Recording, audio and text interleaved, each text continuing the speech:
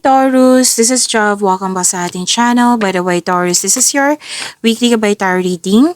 Bonus reading po ito, second video reading. Hindi po ito re-upload. Second video reading po tungkol sa inyong, okay? Second video reading tungkol po sa inyong weekly gabay tarot reading from February 2 to 8, 2026. Gamitin ang reading na ito bilang gabay lamang. Tandaan, Taurus, ito po ay general reading. Angel number 33, sabi po dito, potential. Your chance to reach your highest of potential is here. Perseverance has gotten you to where you are. You have been through so much, and this guidance is here to show you that you are exactly where you need to be. To attract more blessings, let us say the power of affirmation. Let us say, my potential is infinite. I use my strength as my ally to pursue my highest good. Okay, so this is chances na itong chances na ito, itong opportunity na ito, may potential siyang magiging successful. So, ang sinabi ng card dito na you're divinely guided, na bigyan mo siya ng aksyon. Kasi may potential na magiging successful. Bigyan mo ng aksyon, galingan mo, gumawa ka ng konkretong plano para ma-achieve mo tong layunin mo sa buhay. Yung gagawin mo, aksyon kasi to eh. Okay? At anong tawag ito? Strength. So, taking action with courage. That is angel number 333.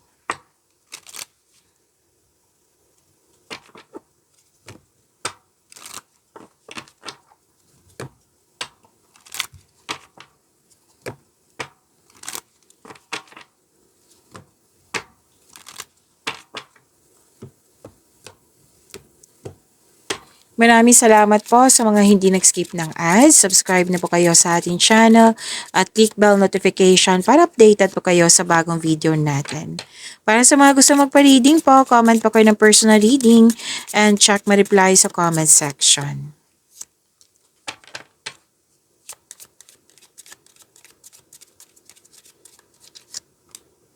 Prosperity is yours. Mas lumawak yung ambisyon mo sa buhay. May nag-uusap dito tungkol sa property. Maaari din makadeal kayo ng property ngayon, bahay, lupa. May nag-uusap tungkol sa domestic matters. May nagbakasyon sa bahay, staycation sa bahay, home base ang trabaho.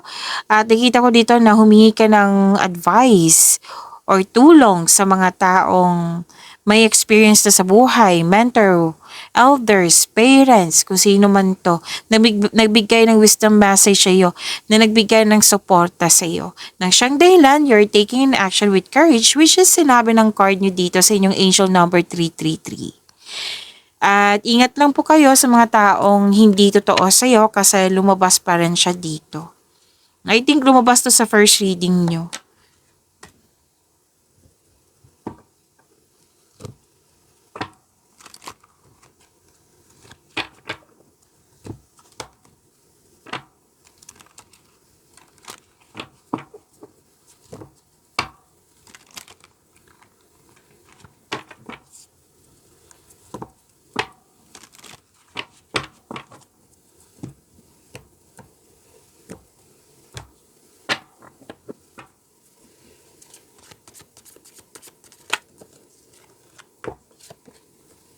Andito po si Angel of Hope.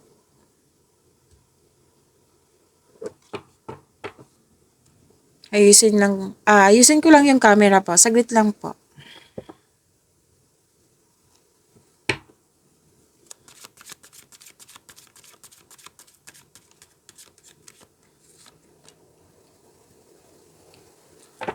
Taurus, diba, second video reading nyo, bonus reading nyo ito. At may nauna, first video reading nyo. Kung nanood kayo noon, at dito din, at may napansin kayo na repeating message, yan po yung pinupush ng card sa inyo. Na kailangan nyong bigyan ng atensyon, solusyon, at aksyon kung maaari po. So, na yung energy ni Taurus.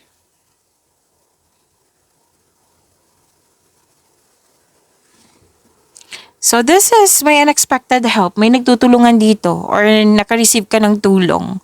May opportunities, may pag-asa, magkakaroon ng healing, May pag-asa kang madama. Maging positibo po at gumawa ng paraan. So this card offers hope and guidance. Kung nahihirapan ka ngayon, have faith in the universe that your stability, that your luck is about to change for the better. Maaari din inspired ka to create beauty and style in your home. So all your dreams are coming true. Sabi ng yung card dito, you're healing from the past and feeling hopeful for the future. May ano din dito, money luck, Luck. May awards and fame din ako nakikita dito or recognition po. To attract more blessings, let us say the power affirmation. Let us say, kasi andito po si Angel of Hope. I am inspired and fulfilled. I am inspired and fulfilled.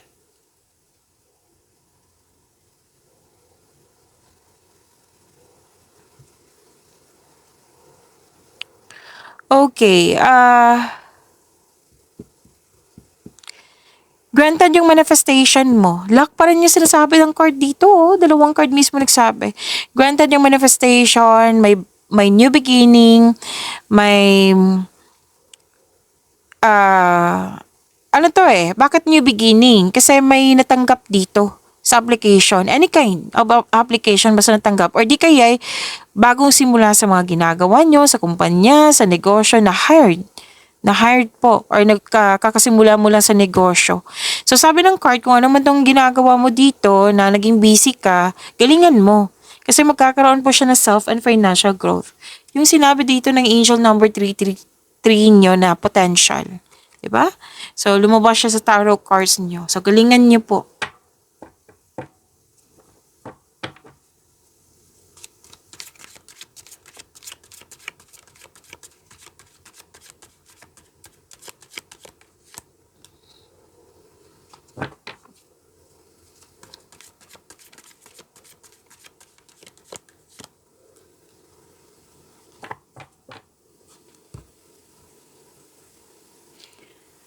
Sa career and money nyo po, ang sabi dito, naging generous kayo, maraming nakadepensa sa'yo. Nagkaroon ng abundant in life. At sabi dito, suporta sa inyong boss, mentor, life coach. It will help move your career forward, which is sinabi din dito kanina. Diba? Na may nagbigay ng wisdom message sa'yo. Tapos, nakikinig ka sa iyong intuition, gumagawa ka ng wise choices. Yung grupo ng tao ay very supportive sa'yo.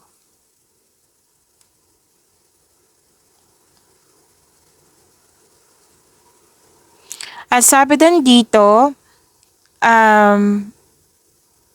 okay, pwedeng dismayado ka sa current position mo. Pero sabi ng card, labanan mo yung nararamdaman mo. Kumbaga, pwedeng na-bored or dismayado.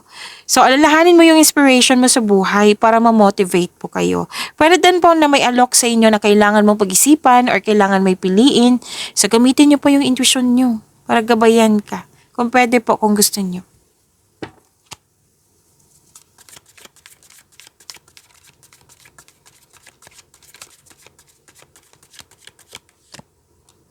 Andito po si Angel of Prophecy.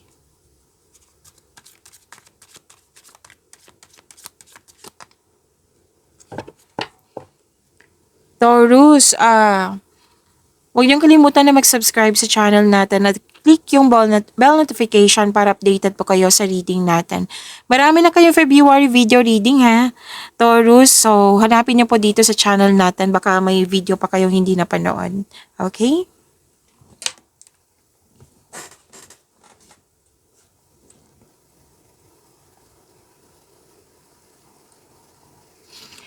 Okay, sa mga single, ayaw mo ng commitment. May ibang maliligaw or niligawan mo na friend zone mo. Kasi gusto mo mag-focus sa inyong sarili. Gusto mo mag-invest, mag-focus sa inyong sarili. Sa mga relasyon sa buhay mag-asawa, kailangan nyo mag-usap. Kasi may mga question ako nakikita dito. Like, nag-iisip ka kung worth it ba magstay kasi ilang years na. So, you want growth. Kailangan nyo mag-usap niyan. Eh?